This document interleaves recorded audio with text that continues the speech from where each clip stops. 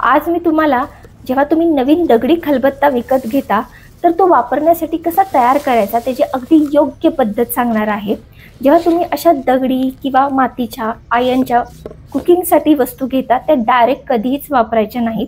काही स्टेप्स आहेत त्या फॉलो करणं खूप गरजेचं आहे, त्या करूनच ह्या वापरायला घ्यायच्या आहेत। रिसेंटलीच मी Amazonवरून हा दगडी खलबत्ता परचेस केला होता।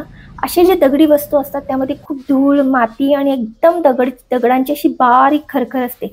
अशा वेळी त्यांना योग्य सीझन करणं खूप गरजेचं आहे। तर सगळ्यात पहिल्यांदा पुसून पाण्यामध्ये हा 2 तास ठेवून घेतलाय जेणेकरून दगड पाणी पूर्ण शोषून घेईल। त्यानंतर कोणत्याही घासणीने किंवा तारेच्या घासणीने घासून घ्यायचं आहे जेणेकरून त्याची सगळी धूळ माती निघून जाईल आणि पाण्याने स्वच्छ धुवून घ्यायचं आहे। आता तिसरी स्टेप म्हणजे मी येथे 30 मिनिटं भिजवलेले तांदूळ आहेत, हे आपल्याला वाटून घ्यायचे आहेत, अगदी बारीक वाटायचे आहेत। वाटताना सुद्धा सगळ्या खलबत्त्याला लागतील अशा प्रकारे वाटायचे आहेत। त्यानंतर सगळीकडे अगदी चोळून चोळून घ्यायचे आहेत। ही स्टेप 2दा करायची आहे। त्यानंतर पाण्याने स्वच्छ धुवून पुसून घ्यायचं आहे आणि यामध्ये 60 ते 70% खरखर निघून जाते। आता चौथी स्टेप म्हणजे यामध्ये मी कांदा कोथिंबीर आणि मीठ घेतलेले आहे। तुम्ही इथे मिरच्या घेऊ शकता किंवा पालेभाज्याचे जे दांड्या राहतात त्या सुद्धा घेऊ शकता। त्या सुद्धा बारीक बारीक वाटून घ्यायच्या आहेत आणि त्या सुद्धा सगळ्या खलबत्त्याला लावून घ्यायच्या आहेत। यामुळे तुमची जी वाटणीतली जी खरखर असते ती सगळी निघून जाते।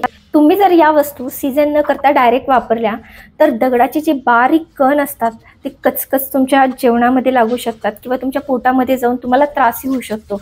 त्यामुळे ह्या काही स्टेप्स फॉलो करणं खूप गरजेचं आहे। आता हे वाटण सगळं काढून मी पूर्णपणे खलबत्ता स्वच्छ धुवून पुसून घेतला आहे, थोडा ड्राय करून घेतलेला आहे। आता सगळ्यात महत्त्वाची आणि शेवटची स्टेप म्हणजे मी इथे पीठ घेतले आहे, कुठलेही पीठ घ्या तुम्ही।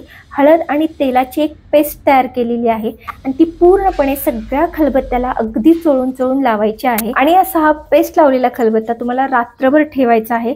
जर का रात्रभर ठेवायला वेळ नसेल तर तुम्ही 2 ते 3 तास ठेवून पाण्याने स्वच्छ धुवून घ्यायचा आहे आणि पुसून पूर्ण ड्राय करायचा आहे। आता हा आपला खलबत्ता वापरण्यासाठी रेडी झालेला आहे।